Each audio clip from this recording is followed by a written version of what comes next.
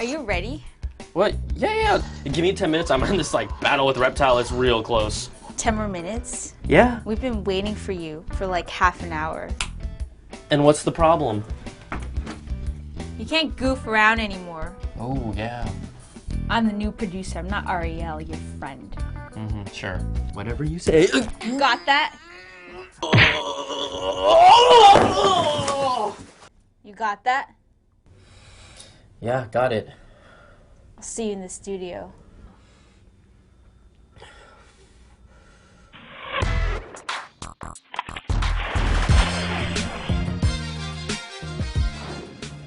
What's going on? Brian Tong here, and welcome to the Apple Buy for all the good and bad inside the world of Apple.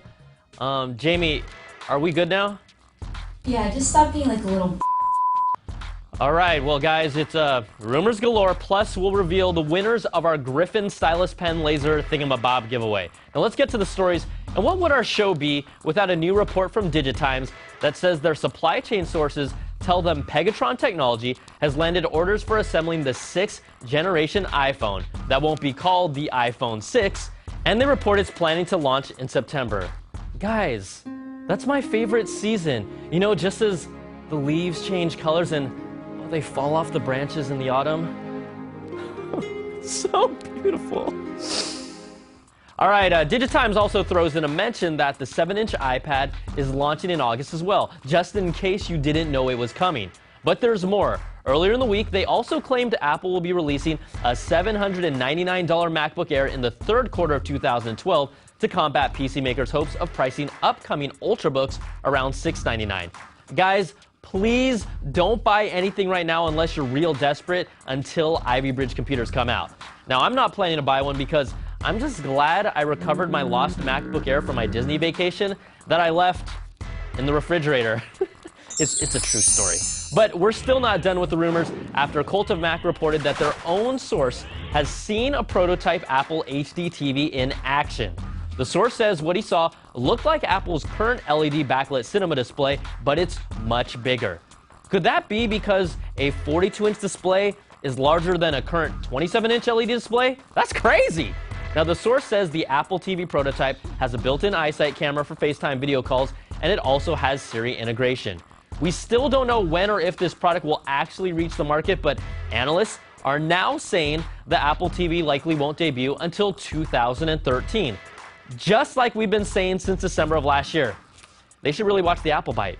All right, and some pretty cool news and something that we can actually look forward to. Apple was recently awarded a patent related to the way a 4G antenna is housed in a laptop. Get ready for the MacBook 4G in the future, and there's real evidence to back this up. It's the 13th patent Apple has won relating to display integrated cellular antennas. So now, let's just save up for those awesome data plans. All right, guys, let's shift gears. And we're big Spotify fans here, and I know plenty of you are too. So we've got a killer tip for adding your own music files to the Spotify app on the iPhone. Spotify's music subscription service is a great way to discover and share music. And with their mobile app and a premium account, you can take their huge library of songs with you anywhere you want to go. But every once in a while, you'll think of a song you want to hear that isn't available on Spotify, but you know it's on your phone somewhere. On an Android phone, you can use the Spotify app to play any of your locally stored music, but on the iPhone or iPod Touch, Spotify can't peek into any locally stored files you transferred through iTunes. But with a little extra work, you can meld your music collection into the Spotify app and leave the iPhone stock music app behind. For the first step, open up Spotify on your computer and check to see that you have a premium account by going to your name and clicking Account. You'll see the account status here. If you don't have a premium account and you really want this feature, now's the time to upgrade. Next, head over to your local files. This is going to show you all the files on your computer that you can sync over to the Spotify app. There's a total at the top, and if it seems a little off, go into the Preferences menu and make sure that the folder where you keep your music is included on the local files checklist. I had my iTunes music folder in a location other than the default one, so I had to add it manually. Now here's where the magic happens. Make sure that both your iPhone and your computer are connected to the same Wi-Fi network. Open up the Spotify app on your phone, and you should see it pop up under the Devices here on your computer's Spotify app. From this view, you can tell Spotify to transfer your entire music collection or individually select which playlist to sync over. Spotify will now sync your files over Wi-Fi, and you'll see a running tally of how much space is available on your phone at the top. Once transferred, you'll see your tracks pop up under the local files listing on your phone, and now all of your favorite songs are all available in one place, and you can listen to them here without having to leave the app. All right, good stuff there, Donald. Because I'm saved by the bell. Yeah. Not funny, guys. All right, more stories, and I'm sure almost every single one of you bought an iPod between 2006 and 2009. Well, you're now part of a class action lawsuit against Apple after Thomas Slattery filed suit in 2005 claiming Apple was violating antitrust legislation by forcing users to only purchase music through iTunes and preventing the playback of songs purchased from real networks. Now, you'll be notified you're part of the class action suit. You don't have to do anything, but you'll probably end up only getting $10 out of it, which you'll use to buy an iTunes gift card. All right, to the quick bites. The Big A released iOS 5.1.1 with bug fixes for that cruddy network switching on the iPad. It fixes bugs for some AirPlay video playback, improves the reliability of the HDR option for photos taken with the lock screen shortcut, and a few more things.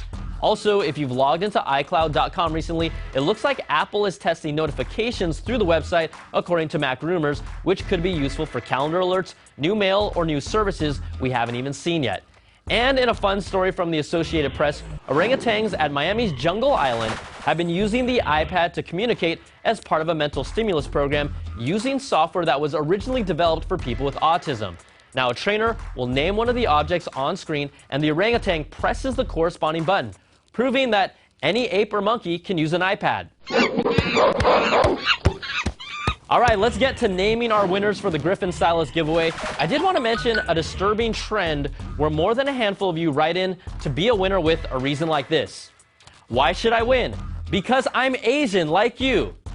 Guys, do you think that's really going to work? I would never do that. And Ryan Southern, even being half Asian, isn't convincing enough. Look, the Apple Bite is a place for equality, where any race, creed, gender, sexual preference, or even Android user can win. So let's announce our winners.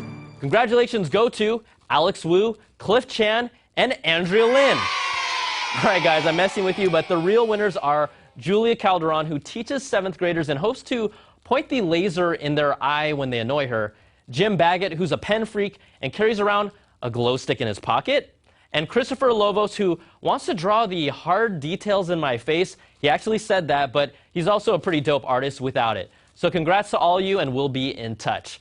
That's going to do it for this week's show. Send me your emails to theapplebite at cnet.com. Thanks for watching. I'm Brian Tong, and we'll catch you next time for another Bite of the Apple.